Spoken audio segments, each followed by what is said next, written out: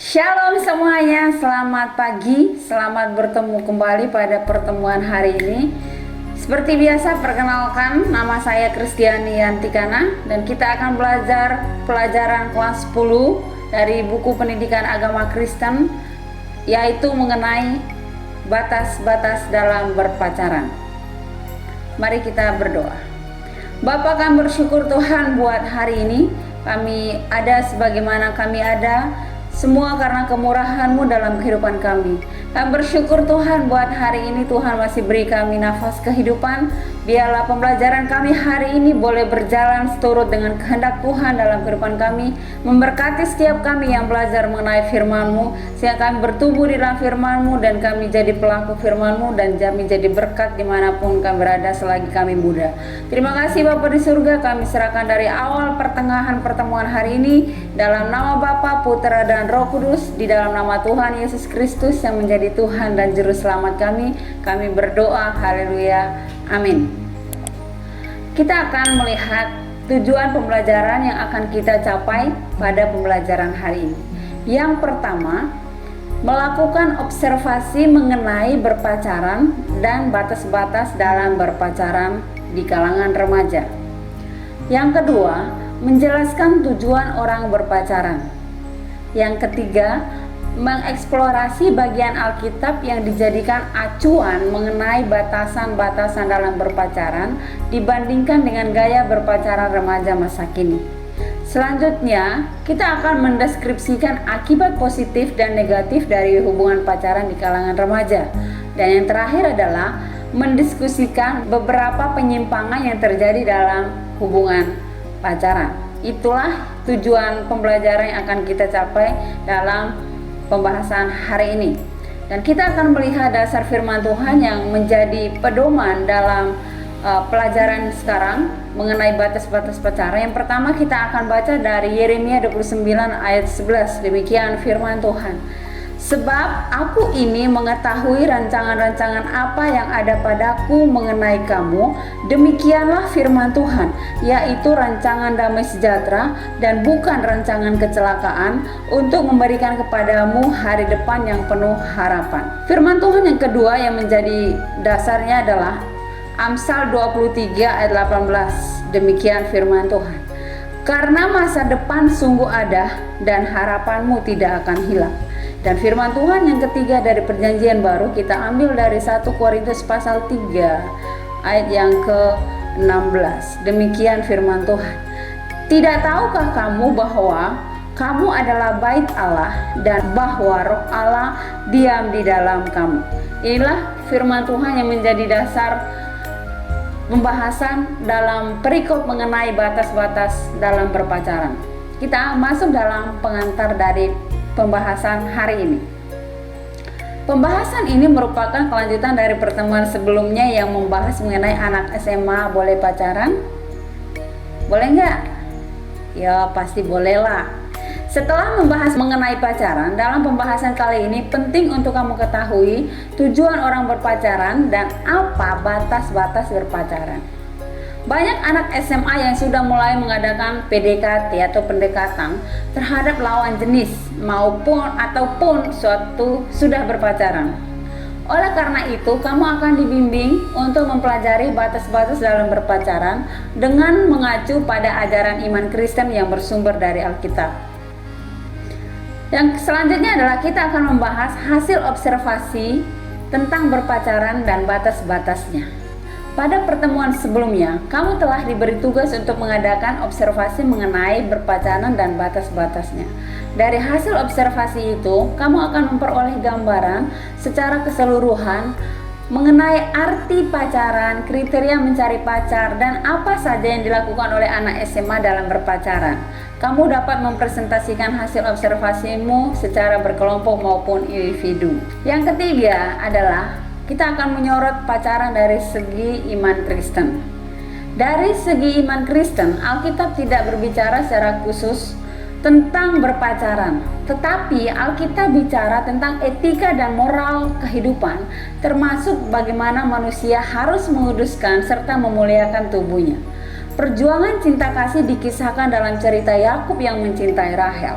ia harus bekerja pada pamannya Laban selama 14 tahun supaya bisa menikahi orang yang dicintainya. Meskipun ia ditipu oleh Laban, ia pantang menyerah. Akhirnya ia dapat menikahi Rahel. Itulah kisah cinta sejati. Pada mulanya Laban telah berjanji untuk menikahkan Yakub dengan Rahel, tetapi ternyata di hari pernikahan yang diberikan padanya adalah Lea, saudari Rahel. Laban telah menipu Yakub. Di kalangan masyarakat Yahudi, seorang mempelai wanita akan mengenakan penutup di seluruh wajahnya, sehingga mempelai pria tidak dapat melihat wajah mempelai wanita. Itulah sebabnya Yakub tidak tahu bahwa yang ada di hadapannya adalah Lea, bukan Rahel. Setelah mengetahui bahwa Laban telah menipunya, Yakub bersedia bekerja lagi kepada Laban selama 7 tahun supaya dapat menikahi Rahel yang dicintainya. Sebelumnya ia telah bekerja selama 7 tahun untuk dapat menikahi Rahel, tapi yang diberikan kepadanya adalah Lea. Jadi total 14 tahun Yakub bekerja untuk Laban demi menikahi Rahel cinta sejatinya. Cerita ini menggambarkan betapa seorang rela berkorban demi cinta. Yakub pantang menyerah. Ia rela bekerja keras meskipun telah ditipu demi memenangkan cinta sejati yang diperjuangkan melalui cara yang benar dan jujur. Menurut pendapat kamu, apakah tujuan orang berpacaran? Tujuan orang berpacaran dari segi iman Kristen adalah untuk menikah. Nah, ketika kita berpacaran, maka kita harus tahu apa tujuan berpacaran itu. Kalau kita ingin berpacaran supaya kita itu akan menikah, ya silakan. Tapi kalau kita hanya berpacaran tidak punya tujuan untuk menikah, ya dari segi iman Kristen lebih baik kita bersahabat dulu daripada berpacaran tanpa tujuan. Nah, dari tujuan yang lain, dari bukan segi iman Kristen tentu berbeda. Nah, kalian ini adalah murid-murid Kristus, harus tahu dan harus memiliki prinsip hidup bahwa pacaran itu bukanlah sesuatu hal yang main-main, karena melibatkan seluruh kehidupan kita dalam menjalin sebuah hubungan. Nah, kita akan melihat tujuan pacaran. Bicara tentang batas-batas dalam berpacaran, erat kaitannya dengan apa tujuan berpacaran. Apa tujuan pacaran? Apakah hanya mengisi kekosongan dalam hidup kita, memenuhi keinginan mata, atau demi kepuasan diri sendiri, di mana yang menjadi pusat perhatian hanya pada diri sendiri, sehingga pada masa pacaran timbul istilah bahwa dunia ini hanya milik kita berdua. Apakah pacaran ada unsur asmara? Pasti. Mengacu pada pendapat para filsuf dan psikologi, pada pelajaran sebelumnya, asmara itu mempunyai dua pengertian, yaitu cinta kasih dan birahi. Pada dasarnya asmara itu bukan cinta, karena asmara itu naksir atau keinginan yang berpusat pada diri sendiri. Sedangkan cinta kasih sejati adalah perasaan mengasihi di mana ada sikap saling memperhatikan, menghargai, dan menghormati. Cinta melahirkan berbagai hal positif dalam kehidupan. Baca surat 1 Korintus 13 ayat 4-7 mengenai cinta kasih. Cinta yang benar tidak dapat dijadikan topeng untuk bermaksud dan motivasi tertentu dan tidak mementingkan diri sendiri, melainkan mengutamakan orang lain. Jadi asmara itu tidak sama dengan cinta. Asmara itu hanya berpusat pada diri sendiri dan biasanya diiringi dengan nafsu atau seks yang cenderung mendorong orang melakukan penyimpangan. Pacaran yang benar harus berorientasi pada kasih akan Allah, di mana perintah Allah yang harus dituruti atau diprioritaskan dalam hubungan pacaran itu. Kita harus menunjukkan gaya hidup yang disetujui oleh Allah, bukan berpusat pada diri sendiri. Kasih akan Allah ini membuat kita mengikuti aturan main yang Allah berikan, antara lain 2 Korintus 6 ayat 14, Yeremia 29 ayat 11, dan Amsal 23 ayat 14 sudah kita baca tadi pada awal pertemuan ini, menekankan bahwa pacaran yang benar harus didasari dengan kasih Allah, sehingga orientasi pergaulan itu hanya ada di dalam tubuh Kristus, bukan berdua-duaan, karena akibat berdua-duaan itu nenek bilang berbahaya. Selanjutnya kita akan lihat dalam berpacaran itu tentu ada motivasi atau dorongan. Ada seorang mahasiswa bernama Nur Hamidah Yuni yang mengadakan penelitian di kalangan remaja tentang apa arti pacaran serta apa yang dilakukan dalam berpacaran. Ia menulis demikian: tujuan pacaran di kalangan remaja adalah mendapatkan teman untuk menceritakan masalah pribadi, sebagai hiburan, sebagai tempat untuk berbagi, memahami karakter pacar sebelum memutuskan untuk serius, meningkatkan motivasi belajar, dan membuktikan diri cukup menarik. Alasan pemilihan pacar adalah sifat-sifat yang dimiliki pacar, persamaan sifat, kepandaian, daya tarik fisik, kekayaan, banyak teman yang tertarik pada pacarnya, dan latar belakang keluarga. Dari definisi pacaran dan alasan memilih pacar, terlihat bahwa aspek asmara atau berahi masih memegang peranan penting bagi remaja dalam memilih pacar dan berpacaran. Jadi berpacaran di kalangan remaja lebih termotivasi atau didorong oleh ketertarikan fisik dan bukan karena cinta. Apakah kamu setuju dengan kesimpulan ini? Bagian selanjutnya kita akan membahas mengenai batas-batas pacaran menurut standar moral Alkitab. Apakah dalam berpacaran dibenarkan berpegangan tangan, berciuman, bermesraan, atau tindakan erotis lainnya? Roma 12 ayat 12 menekankan supaya kita tidak menjadi serupa dengan dunia, atau dengan kata lain jangan berpacaran yang berorientasi pada keinginan daging yang membawa pada dosa. Ada perbedaan antara berpacaran yang berorientasi pada keinginan daging dengan berorientasi pada perintah Allah. Perbedaannya yaitu yang pertama, pacaran yang berorientasi pada keinginan daging bertujuan mencari pengalaman semata-mata dan kenikmatan dalam hubungan cinta dengan pertimbangan mungkin besok sudah mencari pacar baru lagi. Sedangkan pacaran yang bertanggung jawab kepada Tuhan melihat hubungan pacaran sebagai kemungkinan titik tolak yang menuju sesuatu yang baik dan dapat dipertanggungjawabkan. Pacaran yang baik adalah yang saling mengisi dan berikan kebaikan serta berbagi melakukan hal-hal yang baik dan benar serta berguna bagi hidup keduanya. Yang kedua adalah pacaran yang berorientasi pada keinginan daging memanfaatkan tubuh pasangannya untuk memuaskan perasaan seksual, mula-mula pada tingkat ciuman dan pelukan, namun gampang menjerumus pada tingkat hubungan seksual. Pacaran yang bertanggung jawab kepada Tuhan melihat tubuh pasangan sebagai rumah kediaman Roh Kudus, 1 Korintus 3:16, yang dikagumi dan dihargai sebagai ciptaan Allah. Ciuman dan pelukan antara seorang pemuda dan pemudi merupakan kontak fisik untuk mendapatkan hasrat seksual dan kenikmatan. Ada 4 tingkat intensitas hubungan fisik, dimulai dari yang paling lemah sampai yang paling kuat. Keempat tingkat tersebut ialah: pertama, berpegangan tangan; kedua, saling memeluk; ketiga, berciuman; keempat, saling membelai dan dapat meningkat menjadi tindakan tak terpuji, misalnya melakukan hubungan seks yang dilarang oleh hukum agama dan aturan atau norma dalam masyarakat. Rangsangan seksual yang terus-menerus akan menciptakan dorongan biologis yang terus memuncak. Ketika dorongan seks menggebu-gebu, kedewasaan, kecerdasan, dan pendirian-pendirian serta iman seringkali tidak berfungsi atau tersingkir untuk sementara. Banyak pasangan muda berkata bahwa ciuman itu normal, karena ciuman itu adalah kenikmatan pada masa pacaran dan dianggap akan lebih mengikat tali kasih antara kedua belah pihak. Itu adalah pendapat yang sangat keliru, karena Alkitab memberikan penjelasan bahwa dampak dari hubungan itu akan membuat seseorang merasa bersalah bahwa ia mengubah sayang menjadi benci. Contoh, 2 Samuel 13 ayat 1-15 mengisahkan tentang anak-anak Daud, Amnon dan Tamar.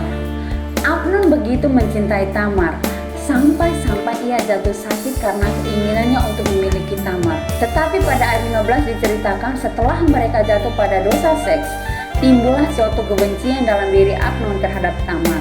Ini berarti bercumbuan bukan merupakan jaminan akan cinta sejati. Birahi manusia hendaknya diwujudkan dalam suatu hubungan yang legal yang diberkati Tuhan. Ketika manusia melakukannya di luar hubungan yang legal dan diberkati Tuhan, cumbuan yang dilandasi birahi itu hanya dimotivasi oleh hawa nafsu dan kepuasan diri. Sedangkan jika dilakukan dalam hubungan perkawinan yang diberkati Tuhan, hal itu menjadi sarana dalam mensyukuri kebaikan Allah Sang Pencipta. Hubungan manusia yang lebih intim dan dalam diekspresikan dalam perkawinan. Seks dan berbagai kenikmatan yang ditimbulkan oleh cumbuan dan sentuhan merupakan misteri yang akan diungkapkan dalam suatu hubungan perkawinan. Cerita mengenai Amnon dan Tamar telah membuktikan hal itu setelah mereka bercumbu dan melakukan hubungan intim di luar perkawinan. Menikmati sesuatu yang harus tidak dilakukan, hubungan mereka menjadi rusak oleh kebencian.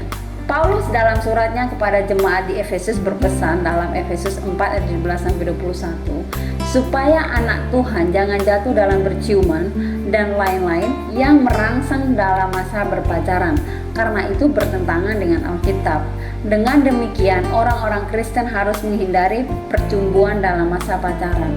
Tindakan tersebut merupakan penyerahan diri pada seksualitas, membiarkan hawa nafsu berperan yang nantinya akan membawa kepada kecemaran dan pelanggaran kehendak Allah. Lebih jauh lagi, pengajaran-pengajaran moral Paulus pada anak muda Kristen di mana saja. Dalam 1 Timotius 5 ayat 22, bagian akhir menulis, jagalah kemurnian dirimu. Ada perintah untuk tetap menjaga kesucian diri bagi semua orang muda, baik laki-laki maupun perempuan. Hal ini penting untuk ditegaskan karena ada pemikiran yang berkembang seolah-olah hanya perempuan saja yang harus menjaga kesucian diri, sedangkan laki-laki boleh tidak atau tidak murni, tidak suci atau tidak murni. Menurut Alkitab, baik laki-laki maupun perempuan harus menjaga tubuhnya sebagai rumah Allah, tempat terdiam bagi Roh Kudus. Bukan hanya Alkitab saja yang menulis tentang pentingnya menjaga kesucian diri dalam kaitannya dengan pacaran. Dalam masyarakat juga ada aturan dan norma yang mengatur mengenai bagaimana seharusnya orang berpacaran. Selanjutnya kita akan belajar mengenai norma dalam masyarakat.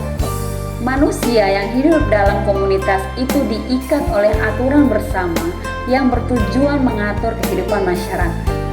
Ada etika dan moral yang berkembang dalam masyarakat yang jika dilanggar akan melahirkan sejumlah konsekuensi atau akibat. Ada hukum negara yang bersifat mengikat semua warga negara taat dan tunduk pada hukum dan undang-undang. Ada juga hukum tidak tertulis berupa moral dan etika atau nilai-nilai yang bertumbuh dalam masyarakat. Dalam agama ada hukum agama yang harus ditaati oleh tiap penganutnya. Meskipun berpacaran menyangkut urusan pribadi antara dua manusia, tetapi mereka berpacaran itu hidup dalam komunitas masyarakat dan agama yang memiliki aturan, hukum dan ajaran yang bersifat mengikat. Karena itu ada batas-batas dalam berpacaran. Demikian pula dalam pertunangan dan pernikahan. Ada hal-hal yang boleh dilakukan dan yang tidak boleh dilakukan. Kita akan melihat gaya pacaran remaja SMA masa kini. Pelajari Amsal 23 ayat 11, 1 Korintus 3 ayat 16. Kemudian, berdasarkan pemahaman kamu terhadap bagian Alkitab itu, buatlah penilaian terhadap gaya pacaran remaja pada masa kini. Apakah menurut pendapat kamu gaya pacaran remaja Kristen pada masa kini sesuai dengan prinsip Alkitab? Jika menurut kamu sudah sesuai dengan prinsip Alkitab, apakah alasan kamu menjawab demikian?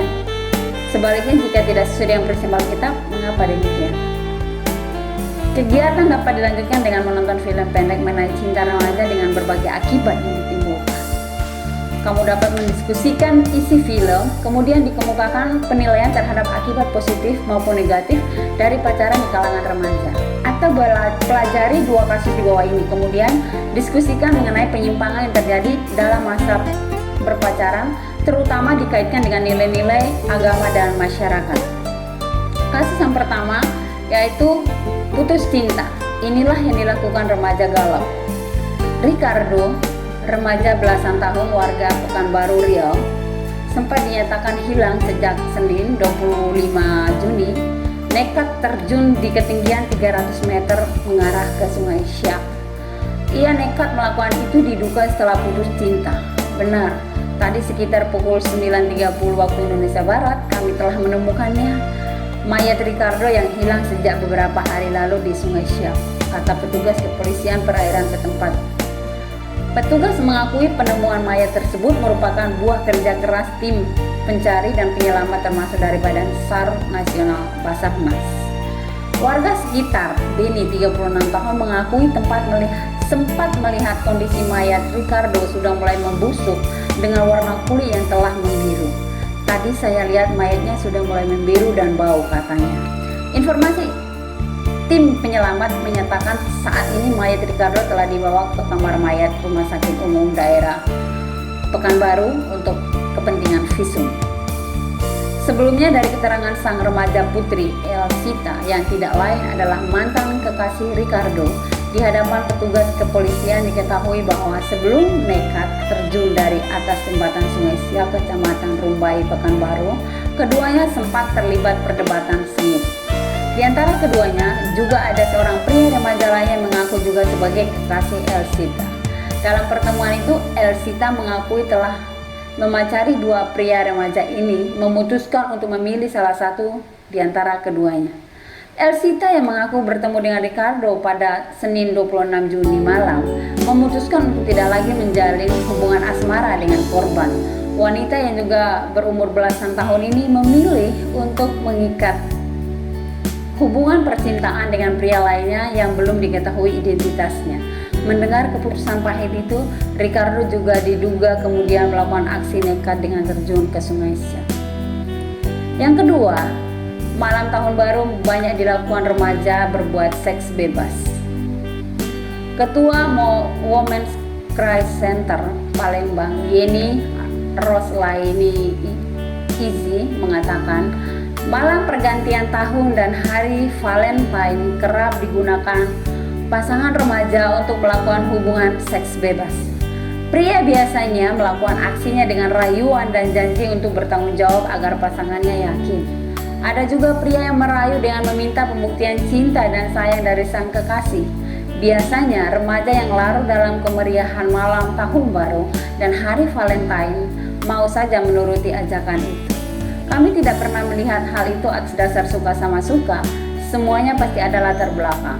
Bisa dibujuk rayu, janji-janji manis, dan ancaman pemutusan hubungan pacaran. Tetapi kami tidak mencatat jumlah pasti pemerkosaan yang terjadi di malam tahun baru dan Valentine, tegas Yeni. Perbuatan itu juga tidak lepas dari lemahnya kontrol orang tua terhadap anaknya. Pengawasan ketat yang dilakukan sebelumnya diberikan pengecualian pulang malam di hari itu. Beberapa pria yang mengetahui peluang itu sengaja mengajak pasangannya menginap di hotel dengan alasan pulang kemalaman. Seharusnya rayakanlah hari itu bersama keluarga. Wanita juga harus berhati-hati. Jangan mudah terpengaruh tawaran-tawaran yang mencurigakan, jelas Yeni. Yeni meminta wanita harus berani mengatakan tidak untuk setiap ajakan yang dapat merugikan. Perkataan itu tentu harus selaras dengan sikap dan perilaku. Jangan menyesal dan meminta maaf setelah mengatakan kata tersebut, sebab pria dapat melihat itu sebagai peluang yang dapat dimanfaatkan di kemudian hari. Produk permen peningkat rangsangan seks. Kami belum menemukan korban akibat modus itu di Sumsel. Namun beberapa waktu lalu mendapat pesan BlackBerry dari teman di Jakarta dan Medan untuk mewaspadai beredarnya modus baru itu, kata Yeni. Dari beberapa kasus pemerkosaan dan pelecehan seksual didampingi WCC diketahui, banyak korban dibujuk rayu mendapatkan jejaring sosial di internet. Bahkan ada juga korban pemerkosaan yang sebelumnya dibuat tidak sadar setelah minum es jeruk. Sampai semua korban pemerkosaan didampingi WCC itu dilakukan oleh orang terdekat. Ada yang datang dari lingkungan keluarga, pacar, tetangga, dan teman orang tua. Kejadian itu disebabkan oleh kelakuan yang bejat. Korban yang kami dampingi itu rata-rata berusia 14-18 tahun. Usia yang dikategorikan masih labil, gampang dirayu dan diiming-iming, kata Yeni.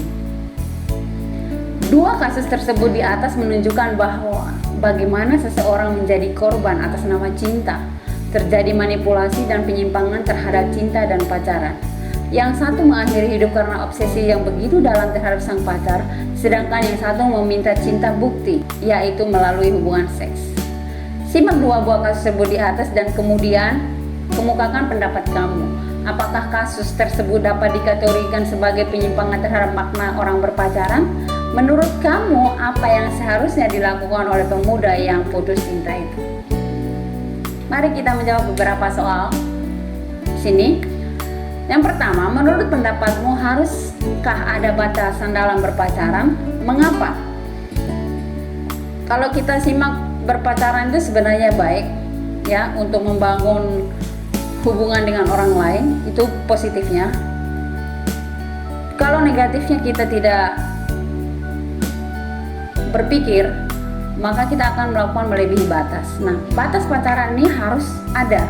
Tujuannya supaya kita itu tidak melakukan hal-hal yang menyimpang seperti kasus di atas tadi, seperti contohnya hubungan seks di luar nikah, karena seks itu tidak berlaku bagi orang pacaran, tunangan, tapi berlaku bagi orang yang sudah menikah.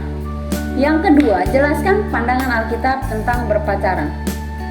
Kalau kita membaca cerita di Alkitab dari Kejadian sampai Wahyu, berpacaran atau ditulis kata pacaran memang tidak ada, tapi banyak tersirat di sana bahwa firman Tuhan berkata berpacaran itu sama dengan menjalin relasi dengan lawan jenis untuk membangun hubungan, bagaimana cinta kasih Tuhan dilaksanakan di dalam dua hubungan, termasuk dalam pacaran ini. Contohnya pergi bersama ke gereja, pergi bersama beribadah, pergi bersama ke sekolah, belajar bareng. Nah, itu nggak masalah. Nah, tapi yang jadi masalah di sini, firman Tuhan katakan jangan sampai ketika berpacaran menggunakan tubuh itu untuk kepuasan seks dan kepuasan fisik. Jadi Alkitab mencatat tidak tercatat secara tertulis, tapi tersirat ada, supaya dalam menjalin hubungan berpacaran ini kita tetap ada dalam relasi yang baik seperti yang Tuhan mau. Yang ketiga, jika kamu menyukai seseorang, apa saja yang ada pada dirinya yang membuat kamu menyukainya? Kalau kita menyukai seseorang, tentunya banyak ya, setiap orang punya selera, punya daya tarik tersendiri. Biasanya pada umumnya sih orang akan tertarik dari fisik, baik itu perempuan maupun laki-laki. Namun kita perlu ketahui sekarang bahwa jangan terpancing atau jangan terpesona dengan kecantikan atau ketampanan, karena itu seringkali menipu. Dalam Alkitab mencatat Amsal 31 ayat 30, kecantikan itu adalah suatu kebohongan dan ganteng itu juga suatu penipuan. Kenapa? Karena ganteng itu akan sirna oleh waktu. Cantik pun demikian. Yang paling penting di sini bukanlah cantik dan tampannya, tapi karakternya. Kalau karakternya baik, yang saya yakin itu pasti dia akan ganteng tersendiri dan cantik tersendiri. Jadi yang kita lihat di sini bukan fisik yang utama, tapi karakter. Karakter itu namanya sifat. Ya, jadi yang kita lihat dalam membangun sebuah relasi di sini dalam berpacaran itu adalah sifatnya, ya, apakah dia sifatnya arogan atau baik atau munafik. Nah, hal-hal itu yang kita perhatikan yang terutama, bukan ganteng atau cantiknya. Buat apa punya pacar ganteng tapi penipu? Buat apa punya cewek cantik tapi selingkuh, ya kan? Jadi lebih baik sendiri tapi bahagia daripada punya pacar yang tidak bisa bertanggung jawab dengan dirinya sendiri, ya. Oke, yang selanjutnya adalah menurut pendapatmu, apakah siswa kelas 1 SMA sudah boleh pacaran? Mengapa? Kalau kita perhatikan, berpacaran itu bukan masalah boleh atau tidak, tapi bagaimana dalam menjalin hubungan itu, apakah kita sudah siap? Karena berpacaran itu berkorban, ya, berkorban waktu, pikiran, tenaga, uang. Jadi bukan pada boleh atau tidak, tapi lebih kepada bertanggung jawab nggak kita dalam satu hubungan itu, sehingga kita juga tidak merasa terganggu dengan itu, karena kita masih fokus pada belajar. Nah, kita akan sampai pada kesimpulan atau rangkuman dari pelajaran kita hari ini mengenai batas-batas pacaran. Orang bilang masa remaja adalah masa yang paling indah. Karena keindahan itulah tiap remaja dapat mungkin mampu menahan diri dari berbagai hal yang merugikan. Dengan demikian mereka dapat menikmati keindahan masa remaja menuju kedewasaan. Pada masa kini di kalangan remaja muncul pemikiran seolah-olah seseorang menjadi orang aneh jika belum berpacaran. Kalaupun pacaran tidak melakukan berbagai tindakan seperti mencium dan menyentuh badan lainnya, maka sikap itu dianggap kuno.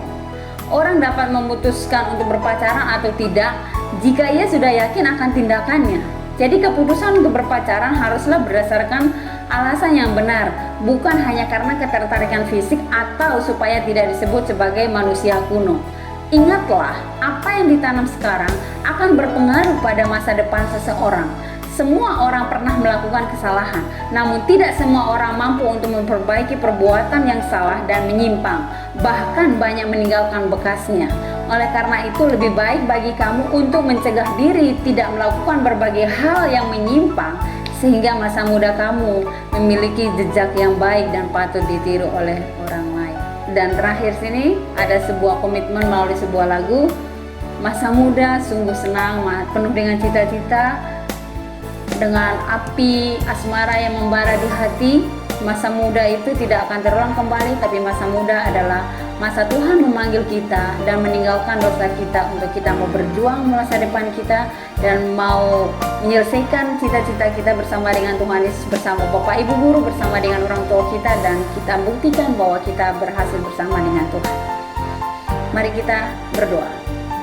Bapak, terima kasih Tuhan buat hari ini, atas pertemuan kami hari ini. Biarlah pelajaran kami hari ini berguna bagi masa muda kami, sehingga pada masa kami ingat akan setiap pelajaran yang telah kami belajar dan firman-Mu yang telah kami baca yang menjadi pegangan di dalam kehidupan kami. Pimpin masa muda kami Tuhan, kami serahkan masa muda kami ke dalam tangan-Mu, karena kami percaya Allah yang ada di dalam hati kami mengerti akan apa yang kami mau dan berikan kami kecerdasan dan roh takut akan Tuhan, sehingga kami mampu hidup kami seturut dengan kehendak-Mu dalam kehidupan kami.